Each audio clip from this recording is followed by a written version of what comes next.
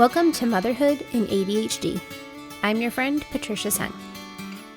My mission is to be a lighthouse for mothers with ADHD, helping you find your path to success by learning to appreciate your ADHD as an asset. I'm seeking to change the paradigm that ADHD means your life is doomed to be a hot mess. So I'm sharing strategies and encouraging you in your pursuit of happiness to love who you are every day of your ADHD life.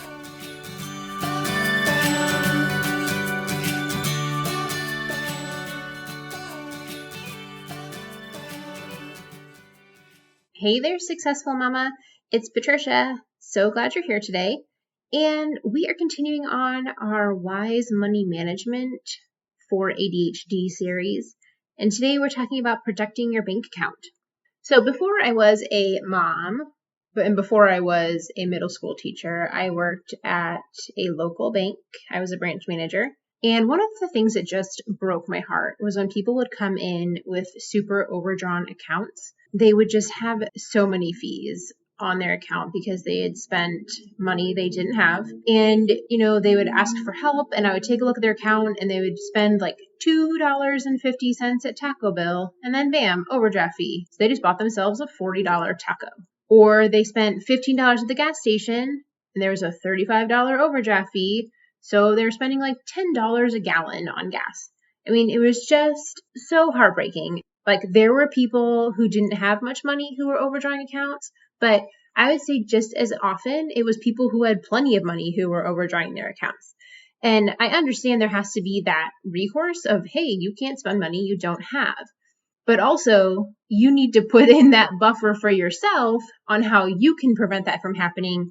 Don't let the bank be your consequence and be charging you all these fees. Because I've seen people who had spent almost their entire paycheck, like putting their account back square. And so they didn't even have any money left over once their paycheck came in because they were making up for all the money they had spent the previous 2 weeks. There were people who were making like $1,000 a month overdrawing their account. And there were people who were making $100,000 a year overdrawing their account. And I think because they had more money, they didn't feel like they had to be as careful, like they didn't have that fear factor of not having enough, and that it was easier to overdraw your account when you had more money. So making lots of money or having fancy letters after your name does not make you good at managing money. Like, let's be real here. This is a skill that has to be learned. This is a skill that you have to employ on not only like a daily basis, but like minute by minute when you're making purchases, you have to constantly be in this mindset of making wise choices.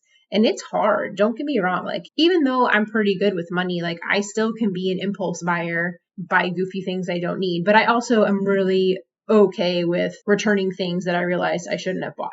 So, we're learning. Okay, so what I wanted to do today is give you my list of tips to prevent you from having overdraft fees and keeping your account above zero. I'm going to give you a bunch of ideas. These are things that I would tell customers when I was working at the bank and some other things that I wasn't allowed to tell them because obviously the bank can't give you like life advice, but things that I've told friends that have worked for either myself or for others, ways to keep your account above zero. So one is alerts. All the alerts, text alerts, email alerts, app alerts, whatever you need to make sure that you're aware of how much is in your account. So figure out what dollar amount you need to know when your account goes below to be able to fix it. Like don't put the alert at, I have now overdrawn my account because then it's too late. Put it at an earlier amount so hey, I'm getting low. Don't spend any more money. Number two, you need a buffer amount in your account that you're never going to go below. My husband and I are doing this, and we have done this since we've shared an account because we both pay bills and we don't want to overdraw the account without the other person knowing that we did. And that's really where the communication breakdown happens and people would overdraw their accounts, like husband and wives. I used to see that a lot. So we have a set amount that if we take the account below that line, we have to take it back above that. So for an example, think about like the max of whatever you would spend in a day. So for you, that's $50 or $100 or $500, whatever it is. Make sure that you probably wouldn't spend that much in a day. So it needs to be at least that much. And so for math's sake, let's say it's $1,000. If you have, say, $2,000 in your account and you need to pay your mortgage and say it's also $2,000. You could pay the $2,000 and your account would still be at zero. So you wouldn't be overdrawn. But then if your significant other goes and spends money, they're going to overdraw the account. So for our example of $1,000, if I go and pay the mortgage for $2,000, I need to make sure that I transfer in at least $1,000 to cover the difference. There's at least $1,000 in our account. So whatever amount I can spend it, but I need to make sure that I true that account back up to $1,000. So my husband always knows, okay, well, say on that same day, he's going to pay the credit card bill and it's $1,000. There would still be $1,000 there to cover. But he would say, oh, I need to put in money to make it true up again when he looks at the account. So that's important to, I guess I'll sneak that in here as like another tip.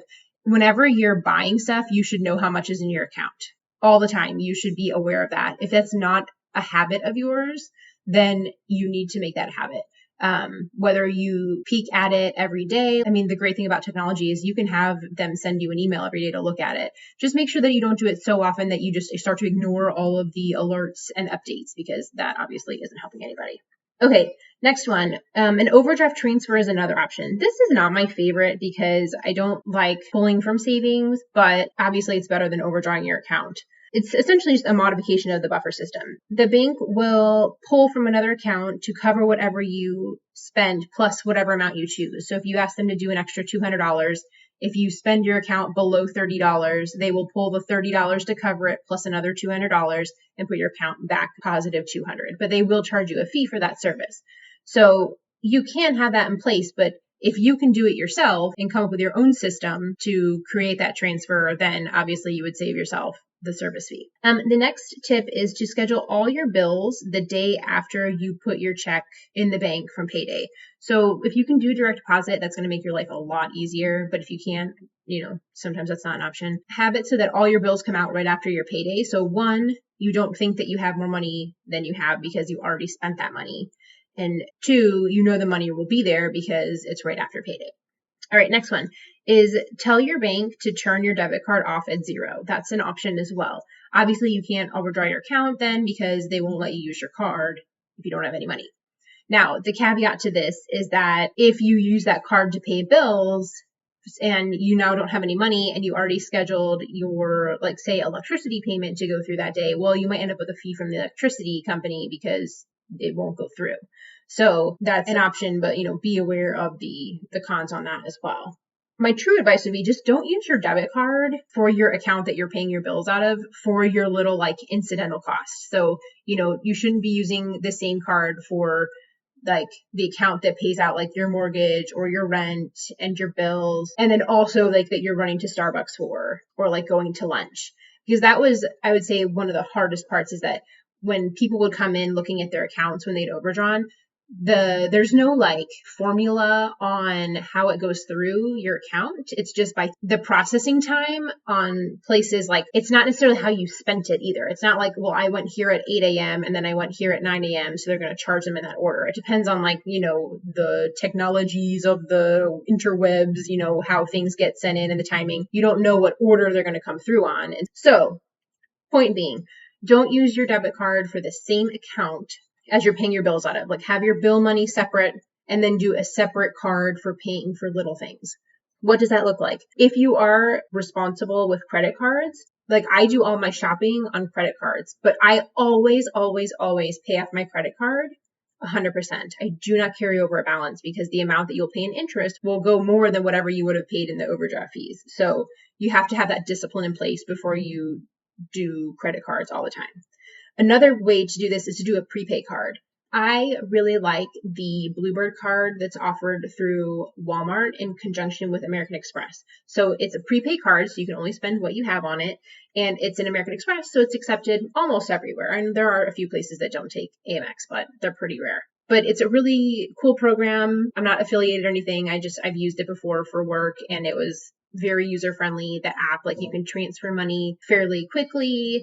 And there are plenty of free options to get your money on there. Obviously, they have paid options too because they are trying to make money, but you can avoid those and just use the free options. But that's a really great way to have your money separate so that if you set aside on payday, okay, I have, say, $200 to have fun with until my next payday, you put it on your Bluebird card, and then you can do whatever you want with your $200 and you have all of your bills covered. So that's a really good way to have your funds separated, where your bill money is in one pile and then your fund money is in another pile. All right, so here's a whole bunch of ideas on ways that you can protect your account and keep yourself from overdrawing your account and paying lots of overdraft fees.